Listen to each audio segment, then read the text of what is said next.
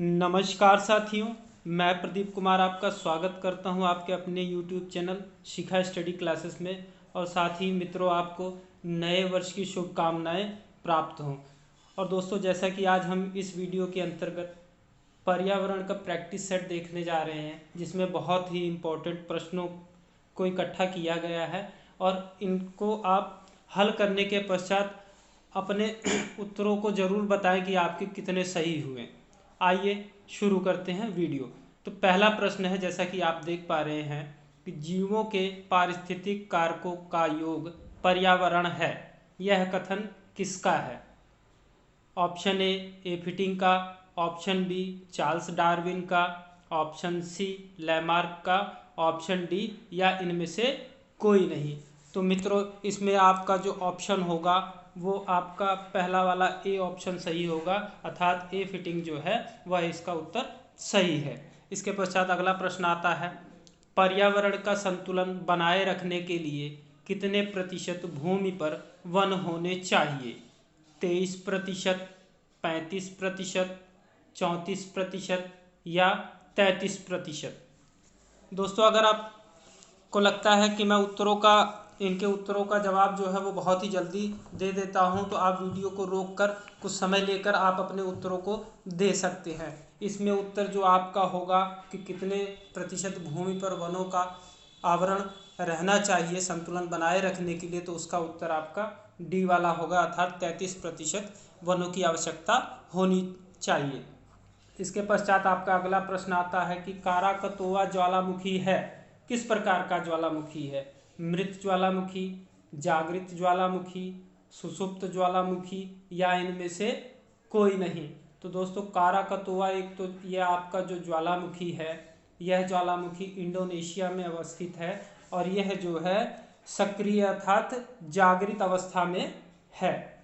अगला प्रश्न है आपका कि भारतीय संविधान में आपात उपबंध किस देश से लिए गए हैं? जैसा कि दोस्तों आपको पता होगा कि हमारा जो भारतीय संविधान है, इसमें कई विदेशों से सामग्रियां लेकर हमारे संविधान में कई उपबंध स्थापित किए गए हैं। तो यहाँ आपसे पूछा जा रहा है कि आपात उपबंध किस देश से लिए गए हैं?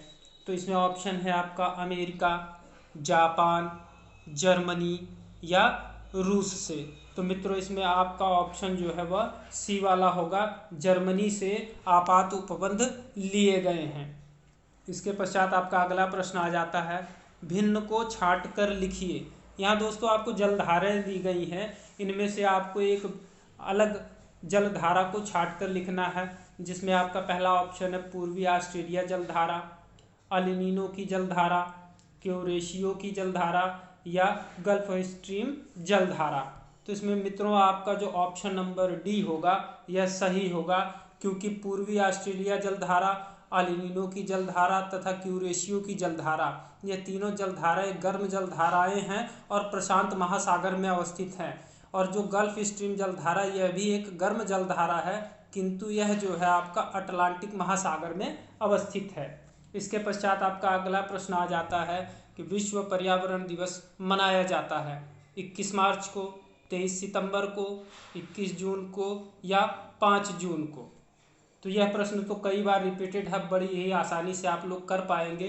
इसका उत्तर होगा 5 जून। बाकी जो अन्य की दिनांक आप देख रहे हैं 21 मार्च और 23 सितंबर, तो मित्रों इन दो तारीखों को पूरी पृथ्वी पर दिन और रात बराबर होते हैं। और 21 जून जो आप देख रहे हैं, इस दिन उत्तरी गोलार्ध का सबसे बड़ा दिन होता है।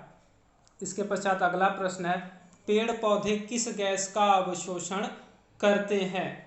ऑक्सीजन का, कार्बन डाइऑक्साइड का, कार्बन मोनोऑक्साइड का या ये लिखने में टाइपिंग की दिक्कत है, ये सल्फर डाइऑक्साइड है आपका।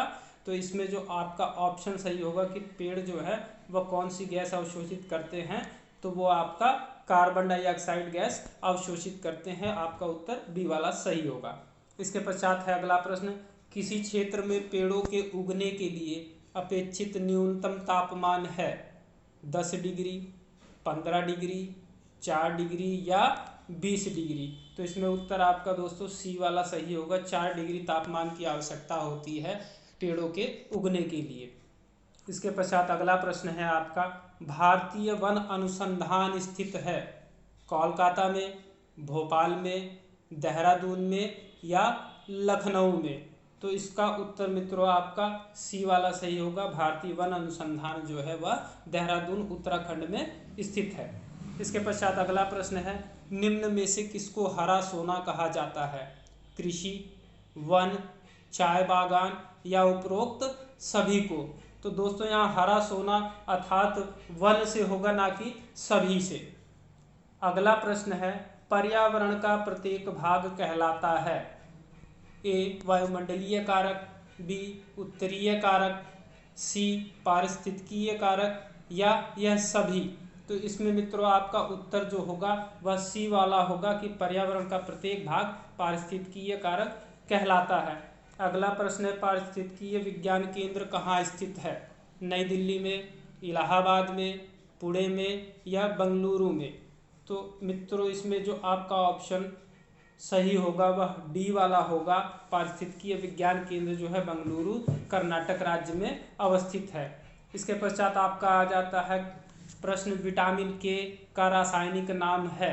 Retinol, phylloquinone, ascorbic acid, thiamine?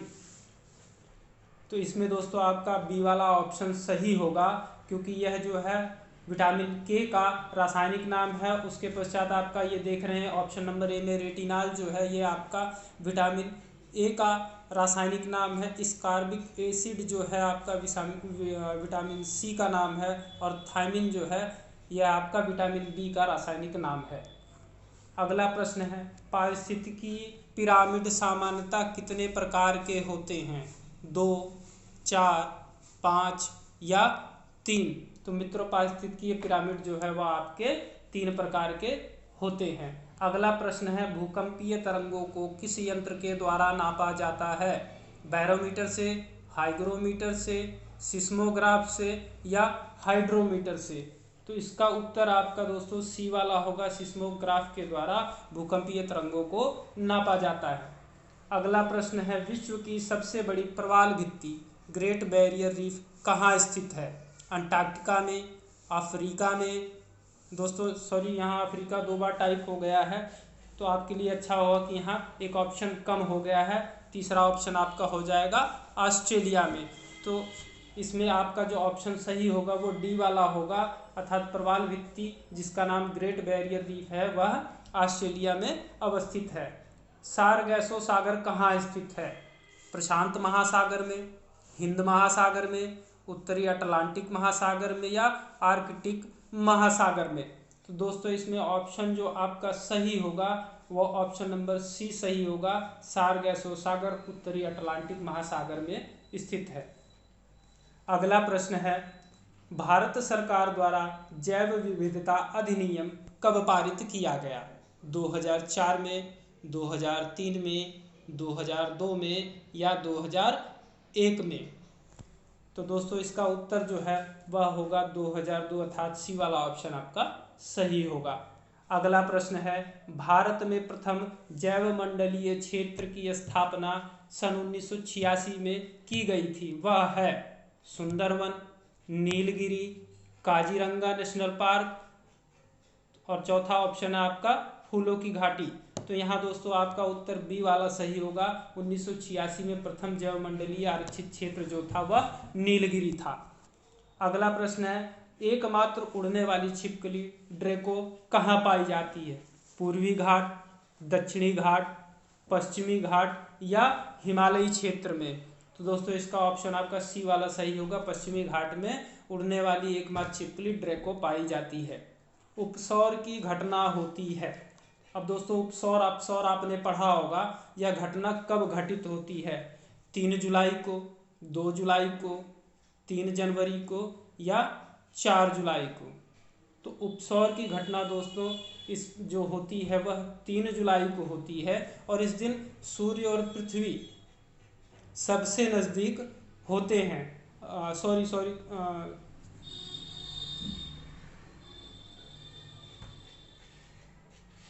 ये उत्तर गलत हो गया, यहाँ पर आपका 3 जनवरी होगा।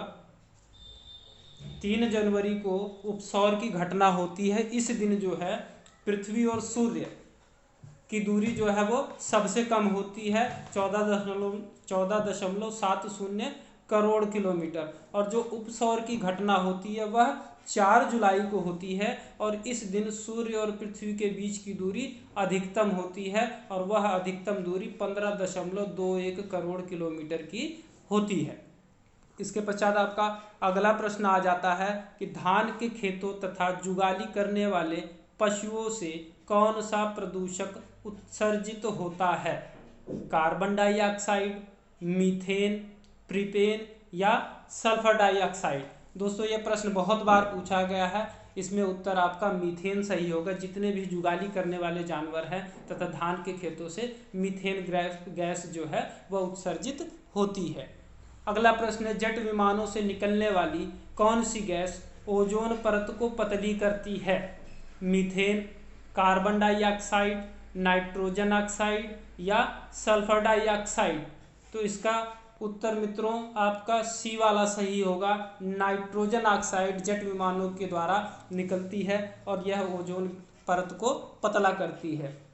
अगला प्रश्न है, इटाई रोग किसके कारण होता है? पारा से, कैडमियम से, सल्फर से या जिंक से।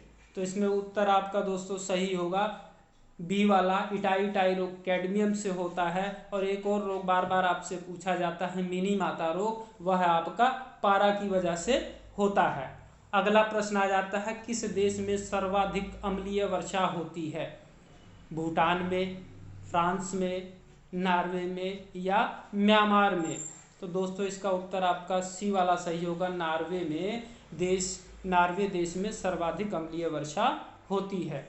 अगला प्रश्न है फिर, केंद्रीय मृदा लवणता अनुसंधान संस्थान स्थित है भोपाल में, देहरादून में, नागपुर में या करनाल में। तो इसका उत्तर ऑप्शन जो आपका सही होगा वह ऑप्शन नंबर डी होगा, करनाल में केंद्रीय मृदा लवणता अनुसंधान संस्थान स्थित है। अगला प्रश्न, हंगुल परियोजना कब प्रारंभ की गई है? 1965, 1972, 1970 या 1974। तो दोस्तों इसका ऑप्शन आपका सी वाला सही होगा, अर्थात 1970 में हंगुल परियोजना का प्रारंभ किया गया था। अगला प्रश्न आ जाता है, भारत के किस राष्ट्रीय उद्यान में बारहसिंघा की संख्या सर्वाधिक है? Keoladeo, Madhav national park, Dudhwa national park या दाचीगामा नेशनल पार्क। दोस्तों दुधवा नेशनल पार्क जो है उत्तर प्रदेश के लखीमपुर खीरी जिले में अवस्थित है, और यहीं पर बारहसिंघा की सर्वाधिक संख्या जो है पाई जाती है। अगला प्रश्न है आपका, ओजोन परत के क्षरण का पता सर्वप्रथम किसने लगाया था?